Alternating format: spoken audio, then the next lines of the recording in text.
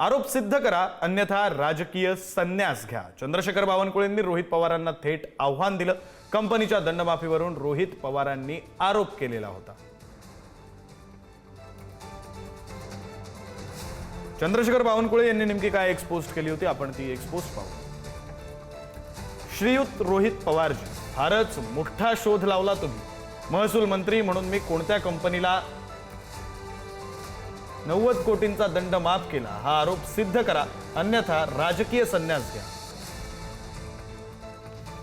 एवढाच होता, पानन रस्ता बनवायचा होता आणि त्याच्यावर कारवाई कोणावर केली? जे पानन रस्ता करणारे सामान्य लोक होते, नाहीतर शेतकरी होते, त्यांच्यावर तिथं कारवाई केली. पण दुसऱ्या बाजूला बावनकुळे साहेबांचं डिपार्टमेंट एका मोठ्या कॉन्ट्रॅक्टरला, तो सुद्धा महाराष्ट्रातला नसून तो कुठेतरी साऊथ इंडियाचा कॉन्ट्रॅक्टरले 90 कोटी रुपयाचे डिस्काउंट ही पेनल्टी मध्ये बावनकुळे साहेब त्या ठिकाणी देतात. म्हणजे या महाराष्ट्रामध्ये मध्यमवर्गीय कॉन्ट्रॅक्टर आज अडचणीत आलेला आहे, शेतकरी कष्टकरी अडचणीत आलेला आहे. त्याच्याच बरोबर फक्त श्रीमंताचं, पैशावाल्याचं तिथं कुठेतरी ऐकलं जातं, बाकी गरीबाला तसं